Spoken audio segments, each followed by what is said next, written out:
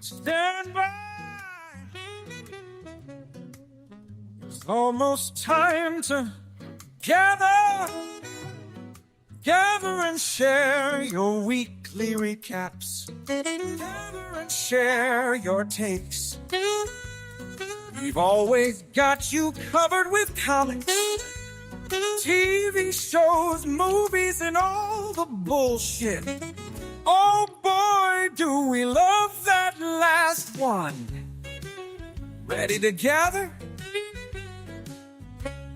It's time for the gathering of the geeks. Without further ado, here are your hosts.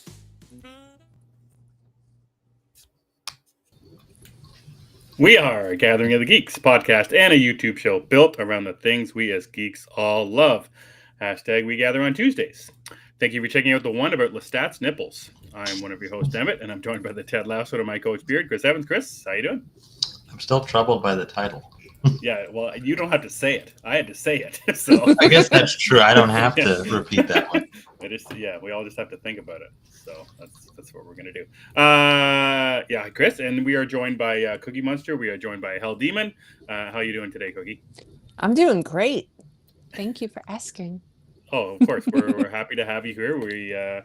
I had a thought about when Chris wanted to talk about kind of our San Diego Comic-Con wrap-up and all of the good news that came out about all the Anne Rice bullshit to have you on. So I'm happy you're here and gonna leave the room when you and Chris talk about all things Vampire Lestat. So very happy. Yes, because I'm sure we will be screaming. Yeah, that's right. I don't know how you're gonna. Years. I really don't know how you're gonna handle next year. Yeah, that's gonna be Genuinely concerned. Gathering of the Geeks, it's available on YouTube and wherever you get your podcasts. All you have to do is search for Gathering of the Geeks and you will find us there. I got nothing quippy to talk about. Chris, you have anything quippy, or you want to just get right into what we've been up to? I have no quips either. No quips. Cookie, No do you have quip. anything quippy? Any quippy things you want to talk about? No, nothing quippy. Okay, no quippy then. Let's get into it, Chris. We've been off for the month of July, so I hope you have some watches and some reads to talk about. I have, I think, a read. Just Absolute Batman. I don't think I read anything else. I don't think I did. There was things I meant to get to and I didn't, and things I know I missed, but now I'm just remembering that I missed them. Yeah, that happens. Yeah, but Absolute Batman was great. You know, I love that book. I think each month is a good installment. Number 10, eh? Yeah, this was a big one. Mm-hmm. This is a pretty important one. A lot of cool stuff in it. I think we could spoil it now. Killer Croc is a large crocodile now, an actual crocodile. You can ride him. Batman rides him, which is... That's fun. It's very different, you know? And they're like a team, so... I don't know. It was unexpected when he starts to ride Killer Croc and they kind of escape together, like you'd see a cowboy on a horse or something. Okay. That's right. Yeah, Hi-O Silver, but it's Killer Croc. I don't know. Yeah. Bane also is amazing. I think he's the size of a building, first of all, and to see like him just continually beat the shit out of Batman was awesome. And then Batman makes the bat shit bomb, which I thought was cool. Yeah, and like spewing acid out of his own stomach. You've not read any of this, have you, Cookie? I have not. This is all news to me, and it's all amazing. It's wild. He's trapped in Arkham, and he has to figure out how to survive, and he does some wild stuff, including, like I said, the bomb. The bomb was very weird. I will say also, just to pique your interest, he is naked for half the issue as well, so that's an added. Yeah, exactly. I found it pretty pleasurable. You know, he's Bruce Wayne and Absolute Batman's like 600 pounds of muscle, 6'9", 420. So seeing him, so seeing him naked running around Arkham is always. He's bald though too. He looks kind of like Bane. Yeah, something happens to him at the end there. He gets a little. That's okay. He finds his will back when he rides Killer Croc out of Arkham. I have to read this. I think the Absolute series is definitely worth reading, even if you don't normally read Batman, because it is its own thing. It's really easy to follow, and it's just wacky fun. It's really cool, and the violence is amazing. Violence and wacky fun. Yeah. That's a win-win if you. Yep. That was my win. Yeah, Chris. Yeah. Yeah, I read that too. Very good. I'm surprised you didn't get to her. I don't know if you missed it, Chris, but Beneath the Trees, Where Nobody Sees, Rite of Spring. I decided not to read it. Did you remember that one? Yeah. You decided not to read it. Like you're not going to read it at all? I don't think so. See, that was me. Good. I said I didn't want to read it because and I turned my back on you. Did you read it? The first series was just so good, but I was very happy by the end of Rite of Spring. You read it? One. What the hell? Yeah. Oh, the betrayal! I told you I turned my back. I turned my back on Louis. you, Chris. Damn it! Yeah, that's right. It's very good. We get a new location, some new characters, some old characters. Samantha's back. Oh, I didn't know. Yeah, so it's very good. Cookie, did you get a chance to read that one? I didn't. I'm gonna wait till it's like a collected thing. So. It's very good. I'm glad I did read it, and I will continue to read it. So there, Chris. I guess I have to read it now. The other one that I think you did read, Chris, was Captain America number 1. Was that this month? That I read as well. Yeah. Okay, I read that. That was very good.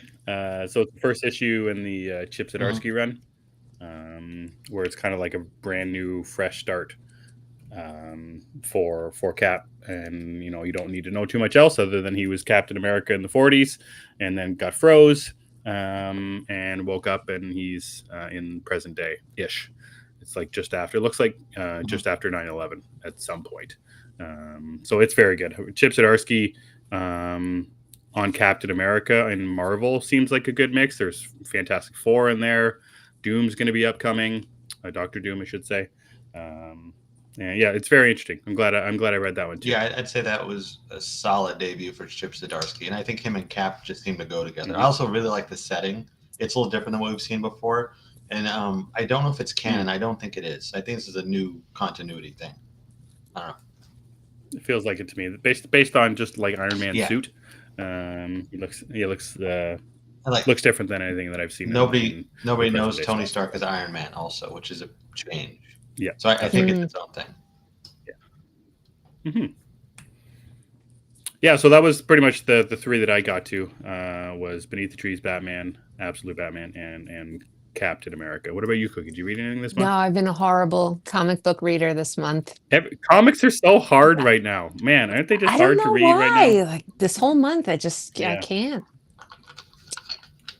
I think novels have also taken over. Like I've been reading more of it from Stephen King.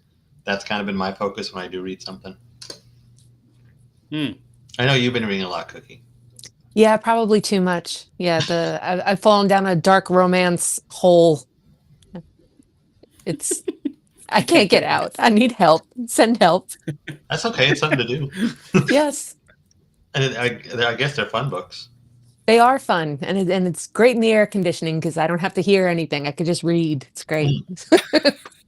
That's always a plus. I like to listen to something while I read, so I usually have music or whatever. But it's usually the complete opposite. Like if I'm reading it, I probably have like the Beatles on or something, or whatever's on the playlist. That is an interesting mix. Yeah. Yes. Yeah. It's a good time though. Yeah. I can't read if there's singing, because then I just sing the song in my head instead of reading the book in my head. I listen to jazz when I read because it's just musical. If there's lyrics, I can't keep myself concentrated at all. I just thought of Pennywise with jazz hands. That kind of jazz. I think it's that kind of jazz. I think that sounds fun. Yeah. Come to the sewer. Yeah, Like if Georgie saw that, he'd probably run. That would make him more intelligent if he saw the clown with jazz hands. Yeah. Otherwise, the bastard deserved it. But anyway. How are you liking the book, Chris? It's really good, but I wasn't prepared for Stephen King's language. It's wild. Did not expect it, especially like I remember when It Chapter 2 came out, there was so much controversy about the opening with the couple. Like, after watching the opening of the movie and then reading the literal version of it, it's like, I think everybody got off easy in the movie. Because in the book, it's much more intense. It's much more homophobic. Like, it's something. And I think Stephen King has mentioned on multiple occasions he was high out of his mind while writing it. And it shows. Yeah. But it's entertaining. You just got to remember this is written quite a while ago. He was high, and it's interesting. Yeah. How much do you know about the ending of the book? I knew about the ending after. Okay. Well, it's been a while since I've known. I'm not looking forward to that. I wish you didn't know. I wish this was going to be a complete surprise for you to read it for the first time. You're like, what the hell? It's okay. I mean, yeah, it is. But I don't know. In the grand scheme of things, and I'm not saying it's a good ending, but them talking shit to Pennywise till he dies in the second one doesn't work for me either. Yeah. So I feel like there's no proper way to dispose of an alien demon anyway. That's just my take on it. Mm. How do you like the back and forth between the kids and the adults? Works in the better. Book? I think it works a lot better that way instead of are they separated? Yeah, because in the movie, the kids had so much more personality than the adults. It makes the adults kind of boring to watch. That's just my take, though. I love those movies. I love those movies so much. Excited for Welcome to Derry, which we'll get to. Oh my god. Okay, well let's move past what we didn't read for the month of July and get to some watches. What did everybody watch? What's something that somebody wants to mention here for watches? How about you, Cookie? What'd you watch this month that got you excited? I've been so bad for July. I think the most recent thing that I watched that I really liked was the Mortuary Collection on Shudder. So it's kind of like one of those movies called like Trick or Treat. Yes. So they tell a bunch of different stories, and they're scary and gross and nasty, and it was a good time. But it's not like a new thing. I think it came out a couple years ago. Yeah. Is it only on Shudder? Doesn't have to. I thought I saw it on something else too. I thought I saw it on Prime at one point, but now I think it's only on Shudder. I think Shudder and Prime or AMC and Prime share stuff, so that makes sense. Yeah. It looked fun. It's very fun. What is this? How horrible is it? It's super gross. But it's not like Terrifier level gross, but it's, can't be gross, I would say. So. Chris, have you seen this? No, but after hearing it's gross. I don't do the gross horror most of the time. Right. I can do the hard to watch stuff where you wince from it, but like the gore, like gross, I can't usually deal with. But it also depends on what it is. Like Terrifier was too much for me, even though like I know it's a rubber doll being cut in half. It was a lot. Yeah.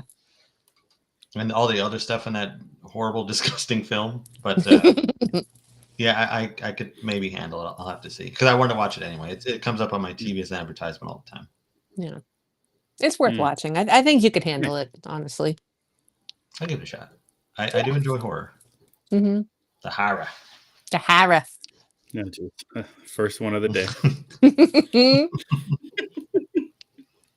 What'd you watch?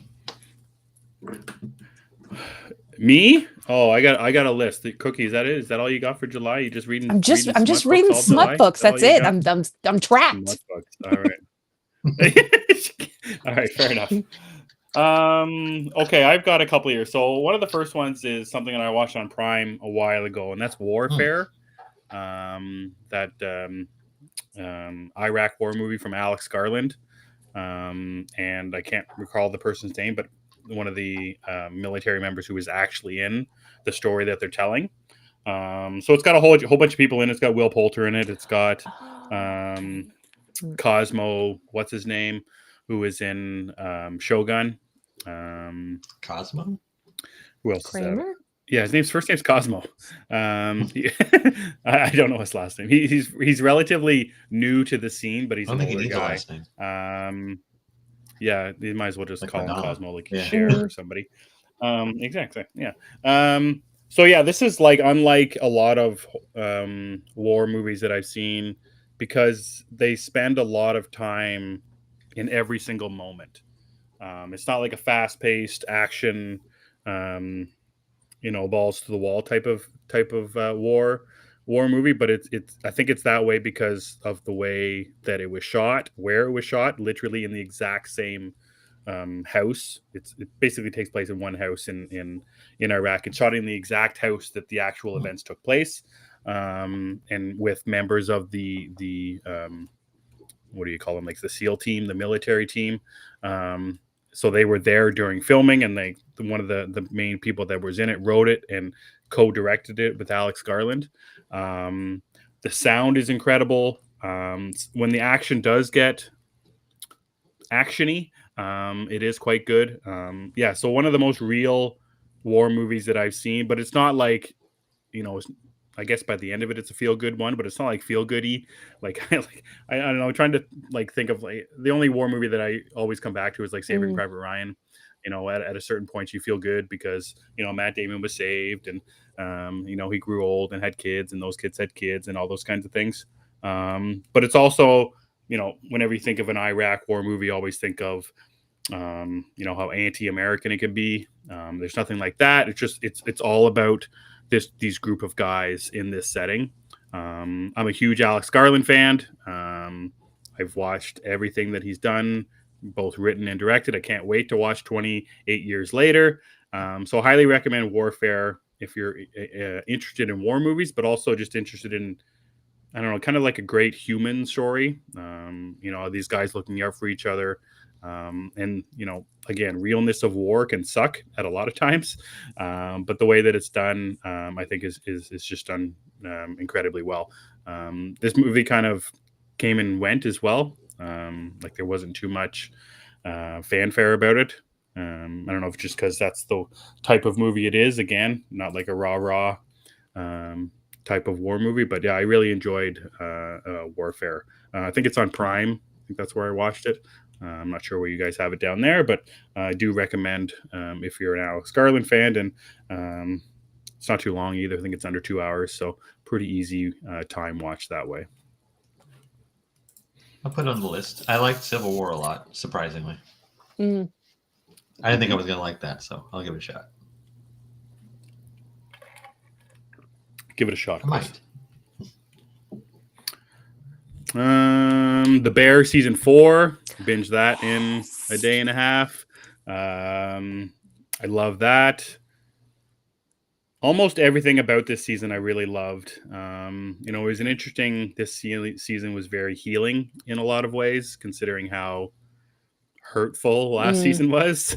Both how Carmi made us feel and how Carmi was feeling, and then his kind of journey to health and to forgiveness and to being a better person just made me feel those ways too. It's got one of the best I think I said this about every season, but it's got one of the best episodes that I've seen of TV. There was this wedding episode. I think it's just called The Bears, if I remember correctly, is the name of the episode, but that's what they're calling themselves, these group of friends who all work in the restaurant called The Bears. And every time that there's an episode that is longer than the others, brings out all of the characters that we've seen. It's always the most hectic, the most screaming, yelling, obnoxious episode. And they set us up for that at the start of the episode, but then everything throughout the episode is calm. They're laughing, they're having fun. They're, again, very healing moments. Like there's 10 minutes where they sit underneath a table, like 15 people, and talk about everything that they're scared of. Talking about things that scare me make me feel better. When I talk to my family about it and my friends, just talking makes you feel better, and made me feel better watching that episode. And by the very end of it, it's both a good show to binge and a bad show to binge, because it's so heavy with dialogue. It's so heavy with people screaming at each other or talking very intensely to each other. Like the last scene of the last episode is, I think it's like 20 minutes of four people like just talking to each other. But the way that it's written and the way that they talk to each other, converse to each other, it can just become very heavy.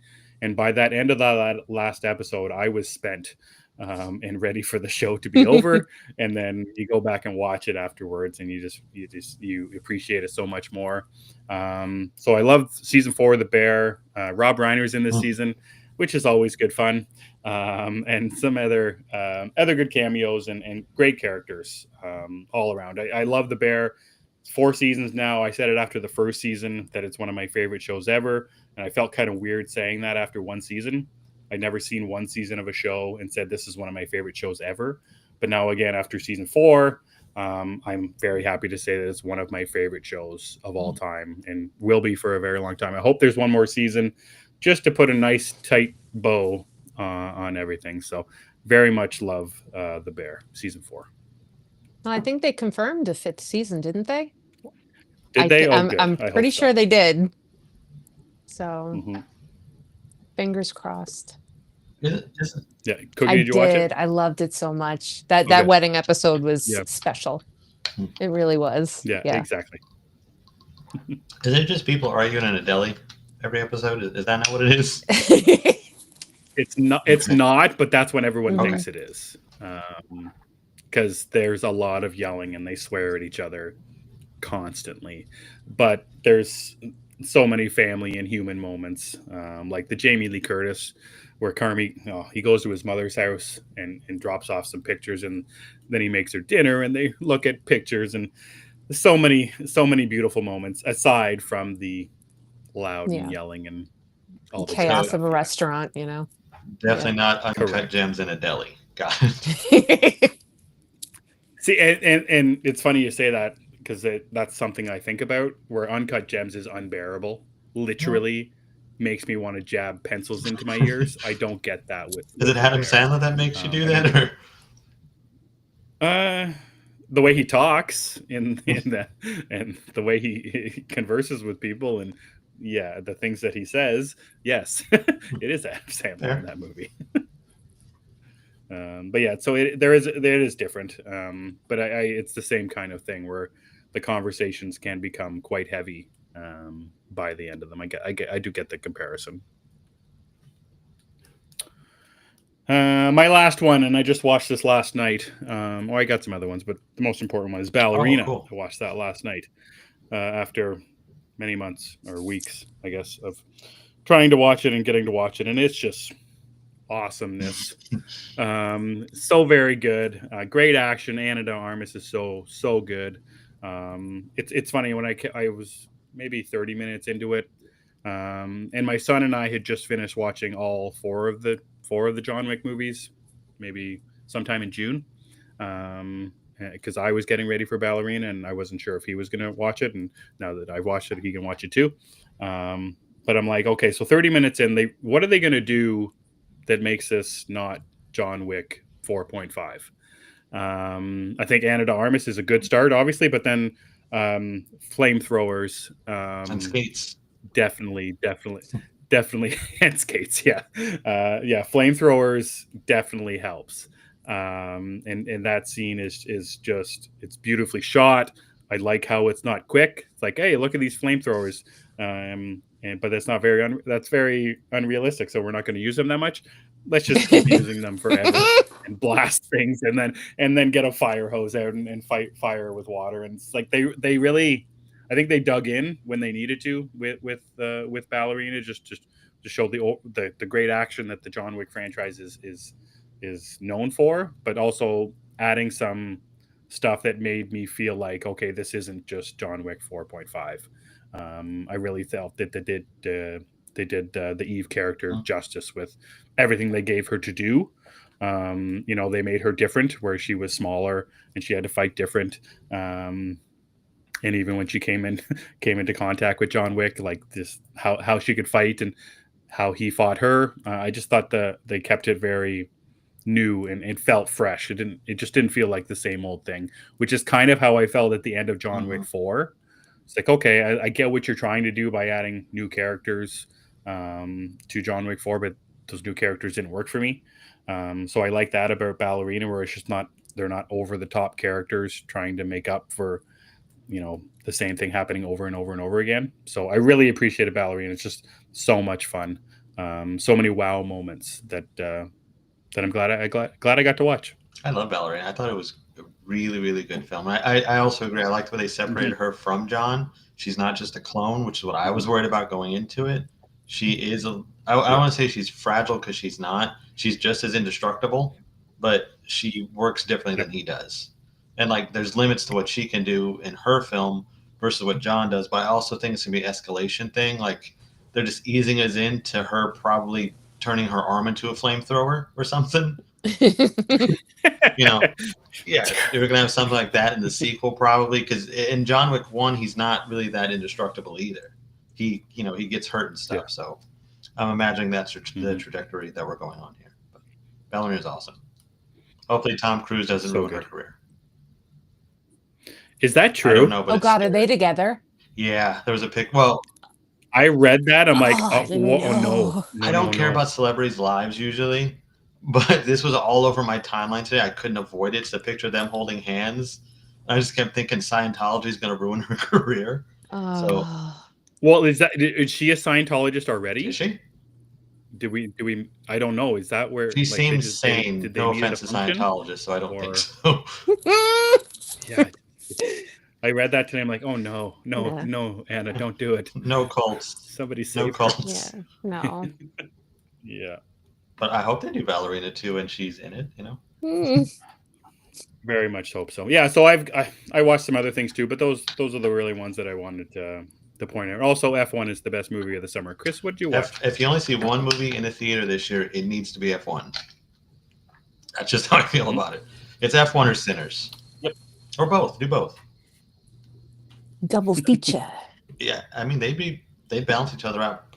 Kind of funny, I think. I go at F1 first because that's more serious. Sinners is just a fun time. I watch a lot of crap as usual. I actually I've watched 100 movies so far this year because I keep track. Happy Gilmore 2 is my 100th movie of the year, and I think that was just kind of funny. In a way. That was. If you like the other movies from Adam Sandler, the early ones, you'll be fine with Happy Gilmore 2. It's not Shawshank Redemption. It's not Oppenheimer. It's a man yelling at a ball for 2 hours. But is it Battleship? There's only one Battleship. There's only one. Now, it's not great, but it is what it is. It's fine. And they make a point to revisit every single joke from the first one, even to the point of recreating a sequence from the first one, almost exact. And it's like, I get what you guys are doing. It's fine, but if you do it again, let's spring for a little something extra, just a little. But I watched that. I'm actually excited. I finally discovered what Rambo is. Now, you talked about this a while ago, and I had a really hard time with the titles, the order of the titles. First Blood Part 2 just confused the crap out of me. So I just watched the First Blood. And I don't remember you saying what it was about because I still thought it was. Because you don't listen to me. Listen, I just forget stuff. I have a horrible memory lately. It's like a goldfish. I didn't know it's about a soldier who they think is a like a bum. They throw him in jail and then he gets mad about it. I thought he was in the jungle shooting up people. Right.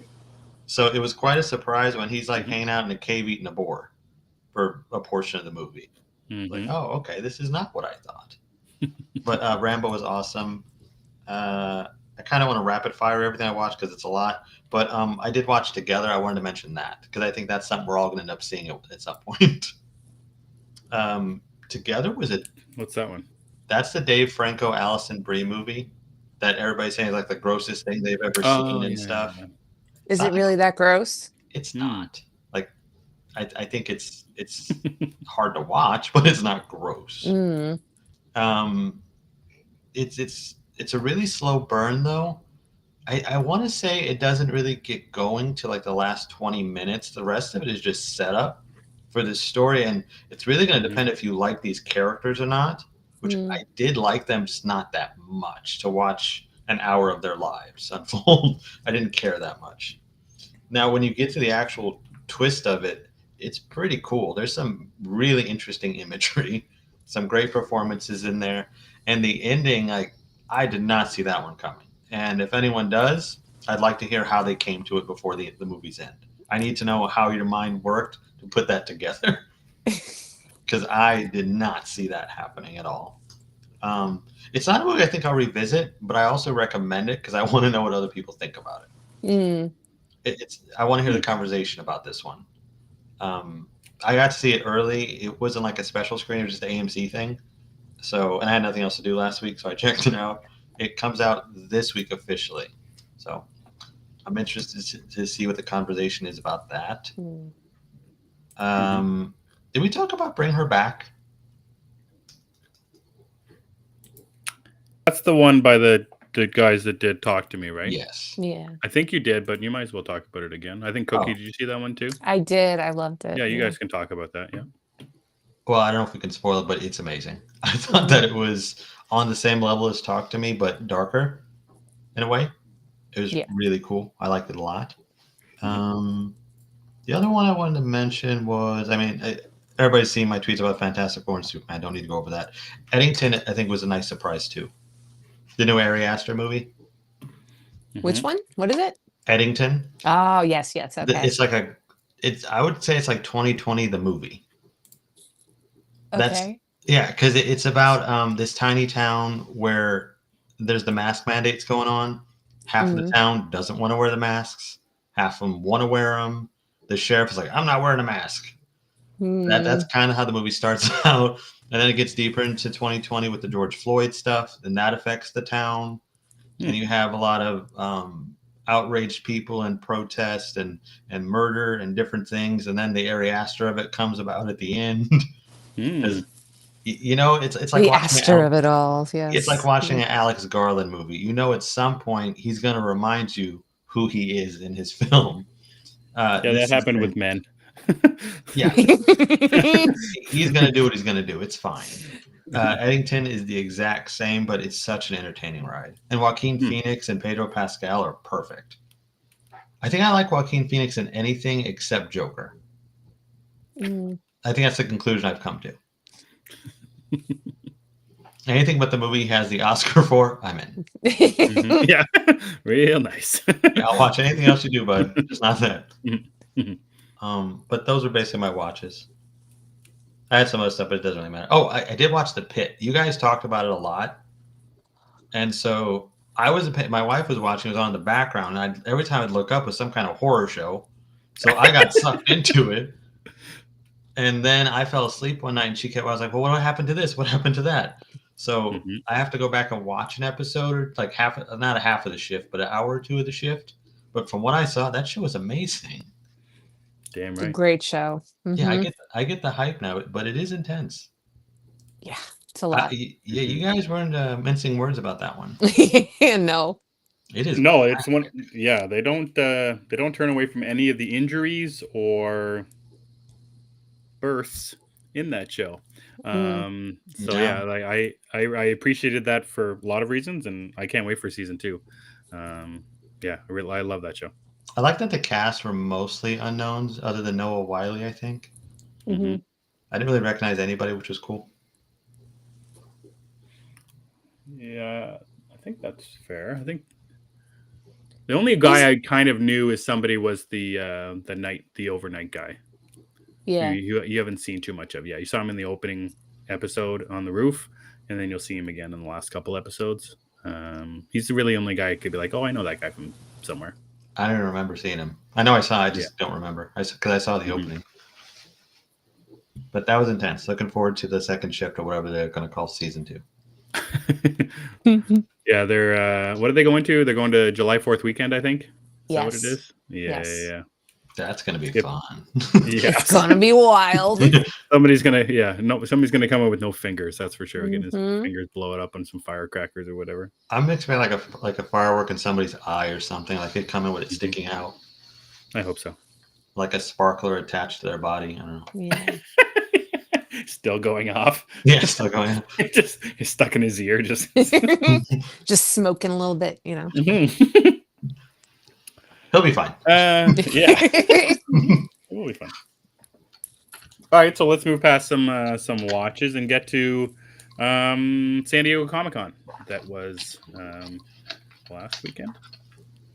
This weekend, last weekend, depends Last what weekend? tense you want to. It was a weekend. It was. So yeah, it's kind of smaller on the side of things for super nerds, where like Marvel, DC Studios weren't there, so there's not the big panels like that, but lots of trailers for movies, TV shows, some comic news, and then long-awaited AMC and Rice news with Talamasca, and season 3 of Interview with the Vampire, now called The Vampire Lestat. So I know we want to talk about obviously the Anne Rice stuff, but if there's anything, why do you keep changing the colors?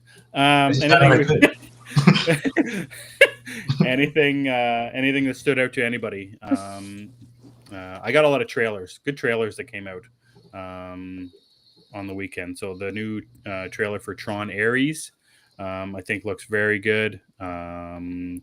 The Stephen King adaptation, The Long Walk, I think looks very good. I can't wait for that to be adapted. That's going to be a lot of fun. The Predator Badlands trailer, I think, is very good. Gen V Season 2, and obviously It Welcome to Derry, second, third, fifth, sixth trailer. I'm not really sure.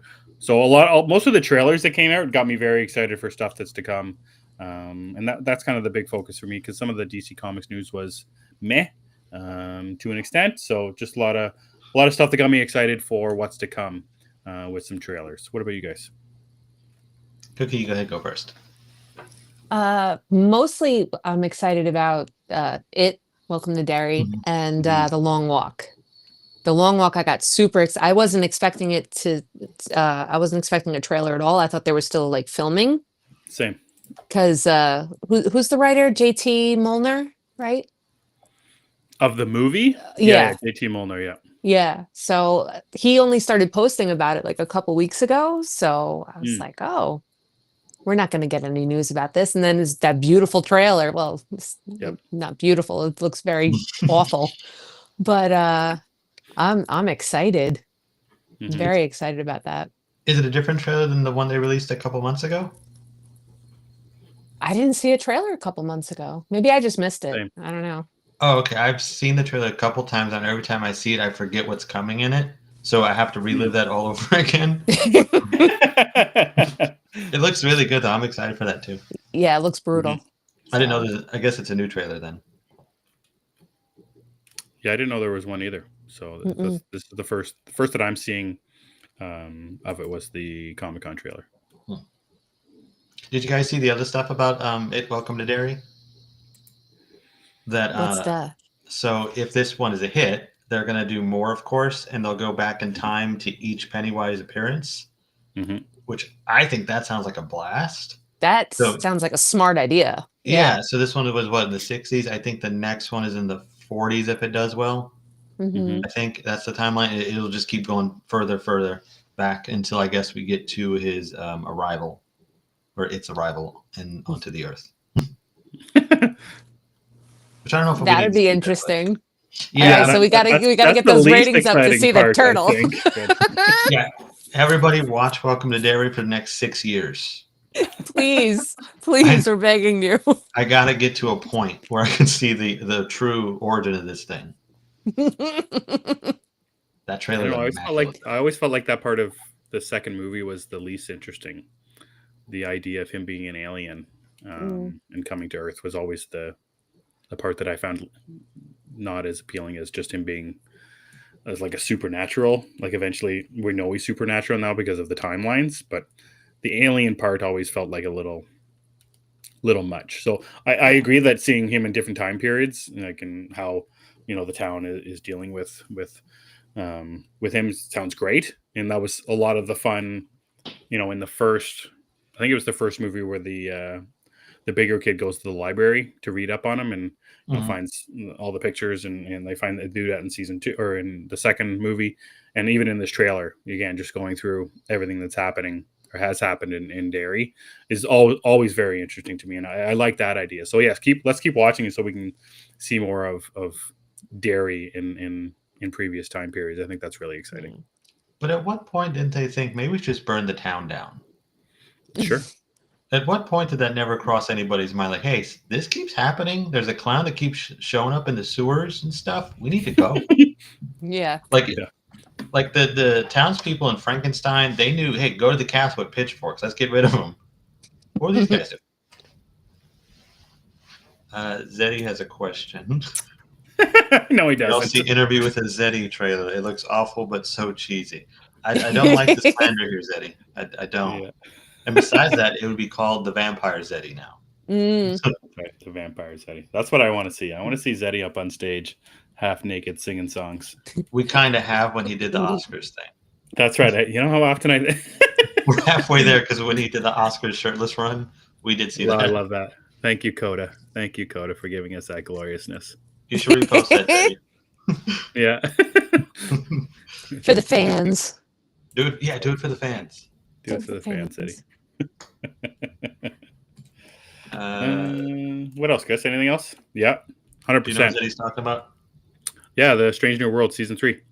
There's actually a whole bunch of Star Trek stuff. The trailer for Starfleet Academy was out then, and then the third season with the sexiest man alive, Anson Mount, as Captain Pike. There's also somehow like a Muppet themed episode. So real? That's going to be, it is. So that's going to be quite interesting. Zeddy, I read your review for it. Very good. Awesome job on that. There's an episode of Angel where they're all puppets also, and that's what I thought of when I saw it. I was like, oh, are they doing that? The Angel episode is terrible, but maybe Star Trek will be better. And it says you can say the same for New York and the MCU. Why would you live there? Because Cap lives there. Yeah. Duh. Good shawarma, I hear. Good shawarma. I do hear there's good shawarma. Oh, stop it. Zeddy is trolling you this evening. I didn't think I really saw anything special at Comic-Con this year. I was really looking forward to the comic stuff, and there wasn't a lot that caught my eye other than another Wolverine book I'll probably read, but I don't need it, but I'll read it. I don't care about DCKO. A book dedicated to everybody beating the crap out of each other doesn't really interest me. And like the Batman one is even stranger. I think it's called Night Fight, and it's Batman against every Robin as Batman. I'm not really getting the logic here on that. So I'll probably pass there.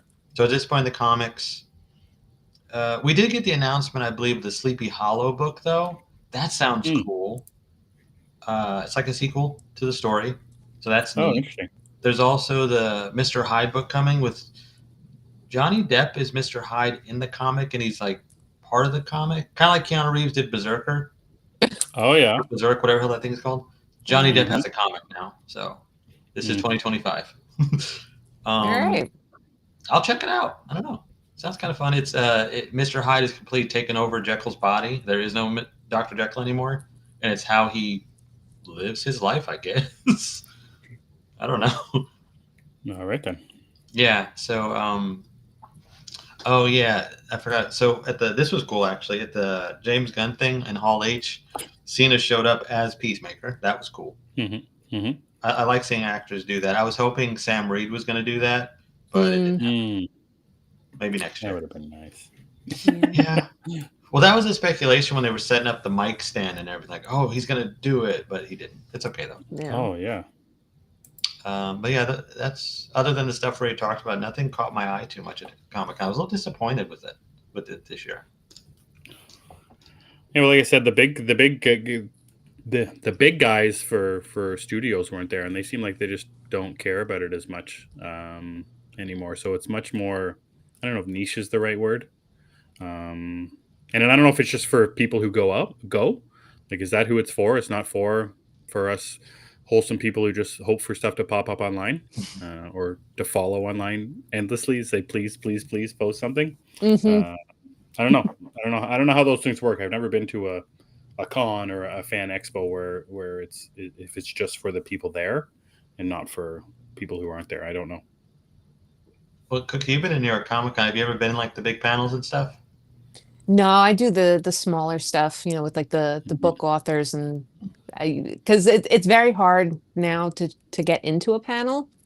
Like Mm. it's almost like a lottery. So Oh, yeah, I have yet to get a panel. So I know but Hall H. Sometimes you got to wait overnight to get in. I've seen people like sleeping on the street. yeah, I'll pass on that. Craziness. Yeah. Yeah, hard pass on that. but they really Okay, should so live stream yeah. them. I mean, they'd be stupid not to. Like it makes me Yeah. insane. Yeah, I get like some stuff is for the attendees. I totally get that. But if it's stuff that's going to be in an interview form anyway later on, like because there's people transcribing every word of it, why not just live stream it? Right. But maybe that's just not the way they want to do it. I don't know. I think there's plenty Keep of it other special, stuff. I guess. Yeah, but there's also a lot of special stuff if you go anyway. Mm-hmm. To each their own. I will watch bootlegs when I have to. I get it. Yeah. Okay, well, let's talk about some stuff that we wish was live streamed, and that's the Anne Rice stuff. So we got trailers and information about Talamasca. Chris, this is something we've been annoyed with, I guess is the right word to say, about everything that they've been the promotions for Talamasca, the small snippets, the occasional casting announcements, those kinds of things. But we had a full trailer and a release date. How are we finally feeling about what we saw with Talamasca? I'm gonna let Cookie go first on that one. No, I'm excited. I like the trailer. We have a release date finally. I've been screaming for it for months now at this point. October 26th, mark the calendar. And I mean, it looks pretty good. I'm going in a little nervous just because I hated Mayfair witches so much. So I have my expectations in check, but this looks pretty interesting. All right. I mean, you watched the trailer, right? Because you missed most of Saturday. I missed pretty much all of Saturday. I was in the city. I had to took my daughter to a concert, or I dropped her off at a concert, and then me and my wife just walked around for 4 hours waiting for the concert to be over. You got your steps in. What's that? You got your steps in. Yeah, I did. I definitely got steps in. So I missed it, and I was messaging you briefly just because I had a moment. So I watched the trailer, I don't know, 2 days ago or something. It was not what I expected. It felt like, I don't know if CW is the right word. Yeah, it feels right. It just didn't feel as, I don't know, mature as, I don't know. Again, I don't know if that's the right word. Like to lead the show off and have it led by a guy in his maybe mid-20s, young, old teens. I don't know how old that kid was. Nicholas Denton. I don't know. The main Yes. Yeah. It wasn't what I expected, because everything that they teased about it was always so dark and like shadows and they do mention like the supernatural, and they mention vampires, and we see some of those vampires. But it just felt like I don't know. I don't know how I feel about it, because the trailer didn't get me more excited after seeing it, but that there was a trailer and that there was a release date got me excited, knowing that the show is real and is going to come out. But I don't think the trailer made me feel any better about the show after watching it. I'm going to try and be open-minded, I think, when it comes out. But it's so strange that, they're trying so hard to expand this universe with Mayfair witches, with Talamasca, and they really only got one winner so far. No matter how, so far. So I hope Talamasca is good, but from what I saw, I don't know if it's going to be, if it's going to be for me. We'll see how the storytelling goes, how episodic it is, or if it's one long arc, or we'll see. We'll see how it goes. I'm not sure yet. So we're not sold on Agents of Talamasca yet. That's yeah, exactly. It's exactly okay. the tone change caught me off guard too, because it kind of feels like I go with the CW. It kind of also feels like the MCU's version of the Anne Rice universe in a way. Mm. It's not what I expected, but I also don't mind it because it is an original thing. This is completely their own thing, so that's fine. I'm still not sure what it's supposed to be exactly. Yeah. Like we get it. We do have the full trailer. I like the trailer, but I still don't understand what we're doing. I don't get it. Maybe that's just me. But I like the way the cast looks. I like the way that it seems to go deeper into the world. I really like that Daniel's there because that makes me feel more comfortable. Like I Yes. know him. We're cool. So Daniel's there. That helps. Yeah, I think it looks fine. I'm excited. I am cautious though. Again, like Cookie said, Mayfair is not a hit. I've said season 2 is better, but it's not by much, and we're not really talking like a gigantic difference, you know. So I'm a little concerned with that. Also, it makes me, if this show isn't good, it being a completely original thing, that makes me worried for when they do another original thing that I'm sure is coming, and they're going to probably try to use characters I do like, and that's where we're going to have a problem. So yeah, I'm cautious, but I did like the trailer, and I would say I'm sold, but I would like to. I guess they're going to keep it intentionally secret until we see it about what they're doing. Because I assume they're just going to be tracking Lestat. I don't think that's what they're doing. Yeah, I was expecting more name drops as well. Like aside from, I think, did they mention anything other than vampire, other than just supernatural? Like, did they mention lichen or werewolves or anything like that? I didn't think so. They showed like claws or something, that there was something other than vampires, but it just yeah. I didn't. Sure. I don't think I only saw that trailer once. That was the one time I was like, okay, this is good. Moving on. When's the next thing? Yeah. That's kind of how I felt about it. Yeah. Mm-hmm. But I didn't notice the clause. I'd have to go back and look at it. Well, and the panel was interesting because the showrunners were like, "Oh yeah, like this is going to be the scariest show of the 3. Like expect jump scares, and it's going to be the real horror." So I'm like, "All right." I'm curious what I'm that's kind of going to on mean. board for that. Yeah. Yeah, because like the vampires they've shown don't come off as intimidating. One is Jason Schwartzman. Yeah, that's what I was going to say. Like Jason Schwartzman is a vampire. Yeah. What's scary about that? I love that. Don't get me wrong, Yeah. but I don't get the intimidation factor from that. It's kind of like if Rick Moranis played Dracula one day. I'm not on board there. Yeah. Or what we're getting with Luc Besson's Dracula. I'm not on board there either. Yeah. But yeah, we'll see how it goes. Yeah, and then we got a whole bunch of news about season 3 of Interview with the Vampire that is now just the Vampire Lestat. We got the trailer, we got the behind the scenes video. We've got like tons of panels. It felt like they were everywhere, with Eric Bogosian being an absolute menace, which is all good stuff. My favorite. Posters. Yeah, I don't know. Have at her, guys. This is something. Again, we've been looking forward to ever since the end of season 2, where I'm trying to remember the timeline. If by the end of season 2 we already knew about season 3. I'm trying to remember when that purple thing came out. There was I think there was a microphone on it or something. Mm-hmm. It was some kind of visual. Wasn't that at Comic-Con? That was at Comic-Con last year. Yeah. Was it? Okay. And then we got that other interview thing where they were interviewing Sam Reed. That was like a fake interview. And then we got the song and all that kind of stuff. So I'm trying to think about like the timeline of things and everything that led to those moments and then to leading to this moment where we get final confirmation about it's called the Vampire Lestat. He kind of talks about who Lestat is and what he's doing at the moment. We get lots of Jacob Anderson in these panels as well, which I thought was very interesting. Chris, you and I have talked about that, how they're, still changing things and adding characters that shouldn't be there based off the story. But yeah, how are we feeling about what was shown, what was talked about, and then, your excitement going forward, which we're getting Vampire Lestat sometime in 2026. No confirmation on the date as of yet. So how are we feeling about this?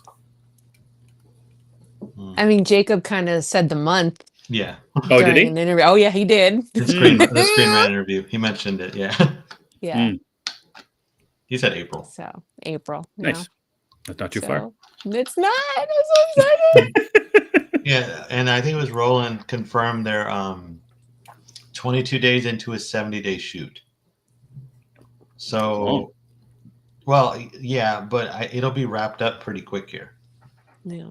Because they've got, what is that, like less than 50 days left? Or 60? Less than 60 days? Yeah. So I think we'll get that, I think April sounds good to me.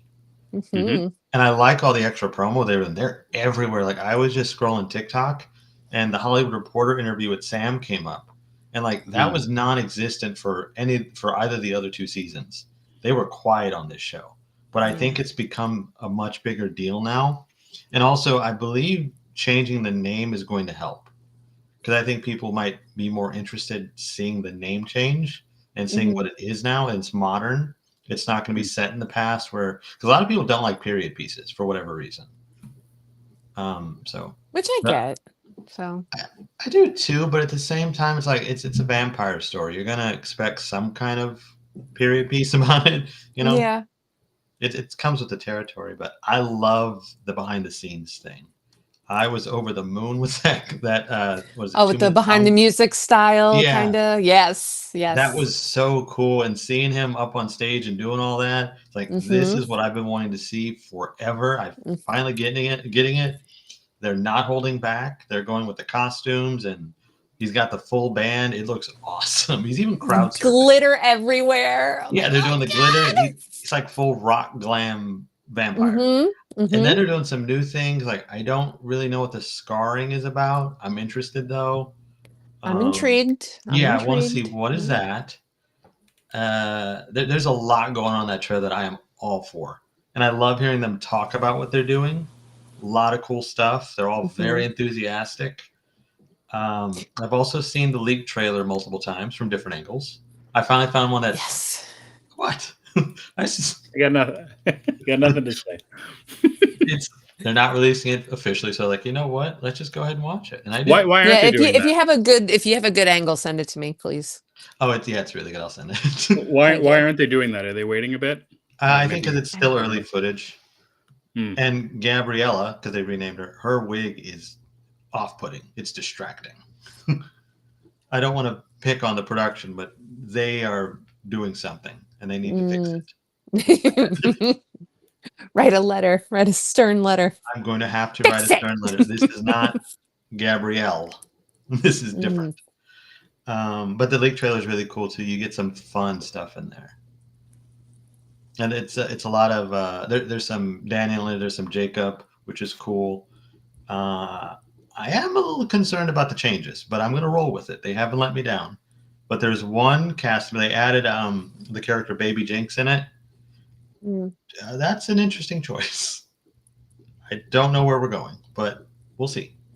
Okay. There's a few other things, but that's my overall. No, the only casting that I got upset about was Delaney, because I was just like, leave Claudia alone. Y'all are monsters. Just let her rest in peace. Yeah, they're doing some stuff there too. Yeah, so let's see what they're doing. They're bringing her back. Well, it says reintroducing Delaney. Reintroducing. So don't know what that means. Different character, maybe. That reincarnated Claudia. Yeah, I don't know how I'm going to feel about that if that's the case, but yeah, that could be. Yeah. There is something from later in the books, but I don't know if that's what they're doing. I don't know. Because I would have said reintroducing. Yeah, I don't know. We'll see. Resurrecting. Yeah. Not a thing, but maybe for this they will. I don't know. I don't know. One of the things I liked about the behind the scenes thing is something I've been asking myself and asking Chris about how they're supposed to do this rock and roll Lestat. Who is he supposed to be, like David Bowie or Boy George or or something like that. So I like this confirmation of what kind of music he's going to be playing, and who he's going to be acting like, those kind of things. So just in my my own head canon, better understanding musically how they're going with the show, and I wonder how musical the show will be. Like, any thoughts to, like, Queen of the Damn Stupid, but like the music in that is very good. I think the music is the best thing in the movie. Yeah. Like, how much is the music going to be involved in this show, aside from like at the start versus towards the end of the season? Are we having a full through of music here? I don't know. I don't know what was said or what to expect based on the source. But yeah, just kind of a thought for myself, is because that seems like that's the biggest holdup for me, and has been the biggest holdup, is how the music is going to work. Because seeing Sam Reed acting the way he is in the behind the scenes stuff, like, he's incredible. Like, being the flamboyant gay, theater guy from season 2 and season 1, but like this one, like you said, it glam rock. It's very different, and just getting that into my headspace is going to be very helpful for me. So I'm not as shocked, I think. And like you said, Chris, renaming it so it's the Vampire Lestat and not just Interview with the Vampire. It's interesting. I think they're setting people up who don't know what's going to happen to better understand what is going to happen in this season, whether it's music a little bit or music a lot. I don't know. Well, also, I think it was important because you have a lot of people who've never read the book, don't know the movie, so they automatically assume Louis is the main character of the Vampire Chronicles, when he's a side character at the end of the day, and sometimes not even that. He disappears for books at a time. I think there's a stretch where we don't see him. I want to say it's maybe just one book, and then when you do see him again, it's just Lestat burning down his house. So, it's a tough thing. So I think renaming it's a good idea all around. Yeah. They did talk about the music and how it works, so I don't remember the exact quote though. Well, and Roland had said that it's going to be the whole full soundtrack. They definitely have 14 tracks that they're going to be doing. So I'm excited for that.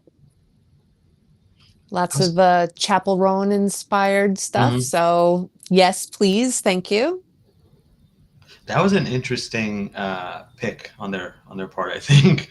I didn't expect that. Yeah.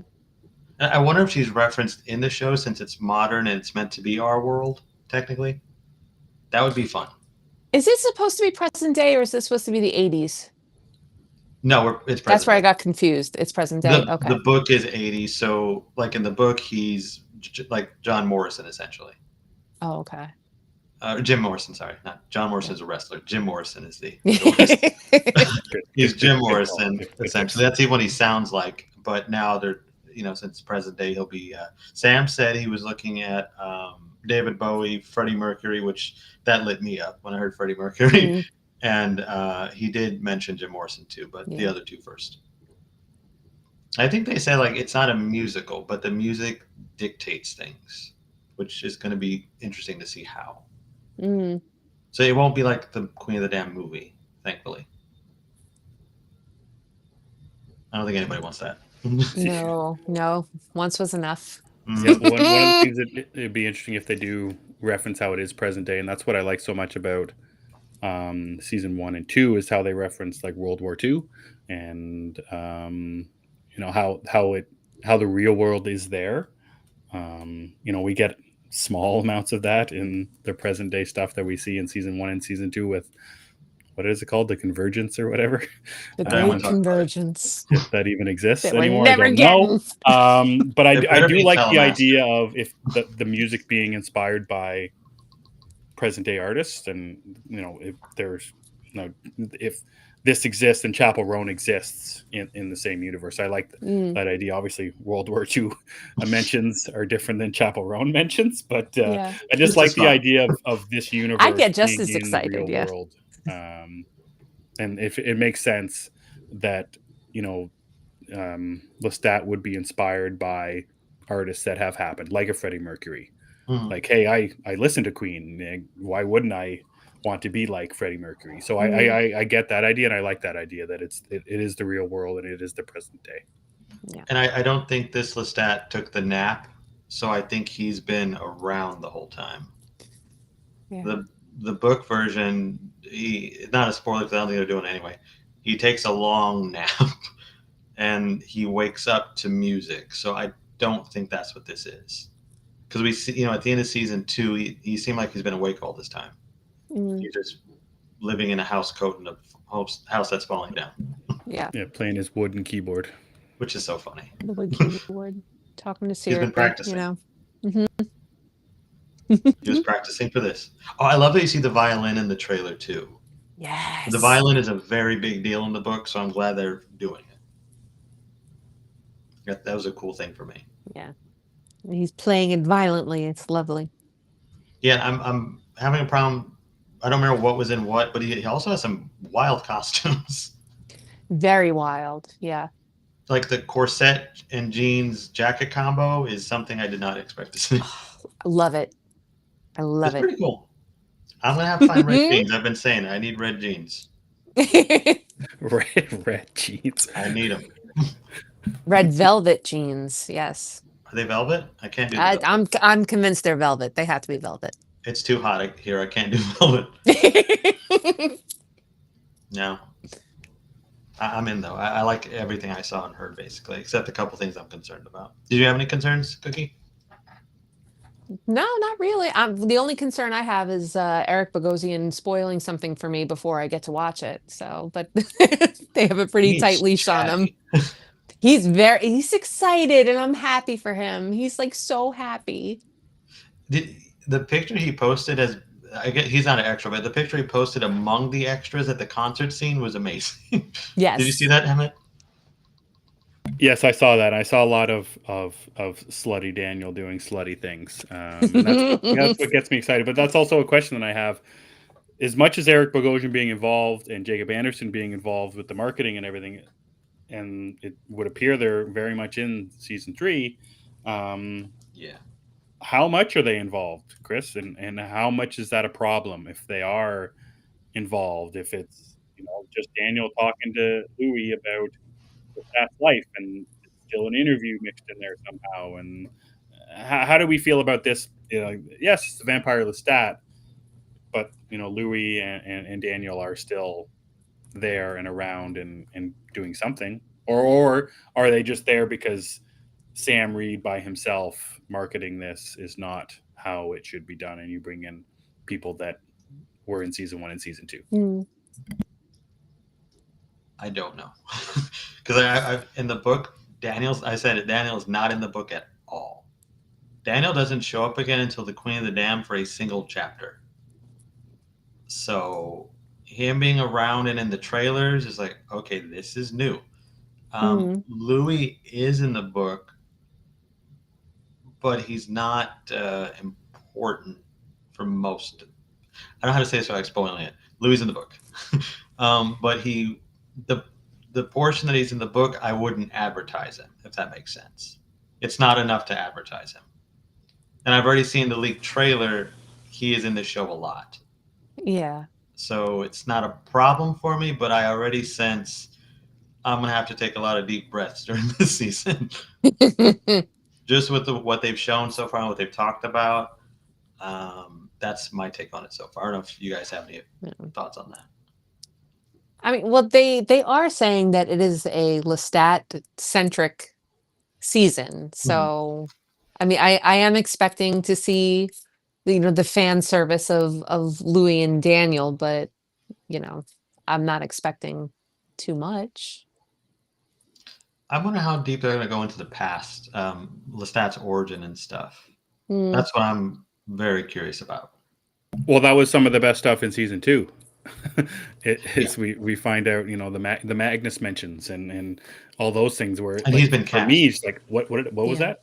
Give me more of that. So That's what I want. I want the fake Lestat acting like he's okay by playing music, and then the flashbacks to his horrible life before that, because he's an asshole and I hate him. Sir, he is not an asshole. He is a lovable anti-hero who does horrible things. And you're going to see some of those horrible things. You're all just enablers. That's what you are. Enablers. Absolutely not. I'm waiting to buy the concert shirt. So with so much time, April's a long ways away. That's whatever it is. Chris, you had, between season 1 to season 2 to prepare yourself for the changes in season 2. You've had lots of time to adjust your expectations from season 2 to basically what we see now, and confirmation of what more of a confirmation of what this is. And same for you, Cookie. And like, I think you're slightly well read into the source material, a little bit, where Chris is, he sleeps and breathes and everything. So again, you've had to adjust already, both of you, for what has been shown before. Can you be prepared enough for the vampire Lestat to try to not even worry about what they show us and what they change? How are you guys feeling about that aspect? Because again, you're telling me, you're telling everyone they are changing things. New characters, wigs on people, different names. They're doing all these things. Does it matter because Sam Reed's so good? Does it matter because what were they showing us is so good? Can everyone adjust before we see more before season comes out? I mean, I trust the showrunners, because even with like every change that they've made or anything that made me upset, I still enjoyed it. I still liked watching it. I enjoyed the show as a whole. And now, talking to Chris offline and finding out that that they're making some interesting choices and changes, I'm trying to go into this as blind as possible. I know a little bit about the Vampire Lestat book, and I'm not reading anymore, and I'm just going to surprise myself, and I'm I'm looking forward to it, and in Roland I trust. So that's where I'm at. Same thoughts, Chris? Mostly. They've only done one thing that really irritated me. I think just one single detail. So in general, I trust what they're doing, but the Vampire Lestat is my favorite book. So I really need them, if they're going to make changes, I need them to make them count and make them work. That's kind of what I'm approaching it with. I've already seen, like, the things they're adding that I know of, they don't bother me. Like, I'm fine with it. I already know this ain't the book. I'm good with that. But let's not set the book on fire. That's where I'm at. I already. But they love doing that. That's their thing. They set books on fire. I think so, and maybe they are. I'm actually worried about the ending. The ending is really specific for the Vampire Lestat, and I feel like they can't do that on screen. So I'm waiting to see. Well, and endings to both of the seasons have been very specific, with some shocking moments. So they're not scared to leave us on cliffhangers and then leave us on seriously, man, kind of changes. So that'll be interesting. I think, without saying anything, if they do the ending as it is in the book, people will riot. So I don't see them doing that. Gonna have to read it. Jesus Christ. Okay. Well, unless they're like, if they're filming back to back, cool. If they're not, people are gonna riot. So we'll see. I also plan on rereading the book before the show, so I can be extra angry. So that'll be no. Yeah. No. Jeez. Oh my god. You sicko. It's gonna be fun. It'll be a good time. This isn't right. Yeah. I'm gonna try not to be, but we'll see how it goes. Okay. Anything we missed? Anything you guys want to talk about for Vampire Lestat or SCCC? I'm just excited. No. Fun things are fun. Okay, that's gonna wrap it up on this Tuesday. Cookie, where can people find all of your cool things? You can find me on Twitter at Cookie Critter 44, or you could find me on Instagram. That's Cookie Munster Makeup. I'm usually doing stupid shit on there. So, Chris, where's all your stupid shit? You can find all my bullshit at thatchris70. As always, I'd love it if you follow this show at G of the Geeks. Emmett is better with the rest of the plugs, so he'll take over. You can follow me everywhere at Emmet Davis 7. Gathering of the Geeks is available on YouTube and wherever you get your podcasts. All you have to do is search for Gathering of the Geeks, and you'll find some stuff that we do there. Thanks to Zeddy, thanks to Aaron, thanks to Phil, number 2. We appreciate you guys checking us out. We've been gone for a bit, and summer sucks. July is busy, and we don't read as much and watch as much as we should. But we'll keep trying. And all of these things that we mentioned, Talamasca maybe, Welcome to Derry maybe, other things. I think we'll be doing some more audio stuff, just to talk about all the things that we do watch, and we will have to force ourselves to watch, because we're gonna have to talk about them, because there is a whole bunch of stuff that is coming. This fall is going to be bananas for TV shows. Yeah, so it's going to be a lot of fun. So in saying all that, for Cookie, for Chris, and I'm Emmet, and we gather on Tuesdays. End of session. Hey you, yeah you, as the saying says, you don't have to go home, but you can't stay here unless you really want to, though we support you. Thank you for joining us, we'll see you next time.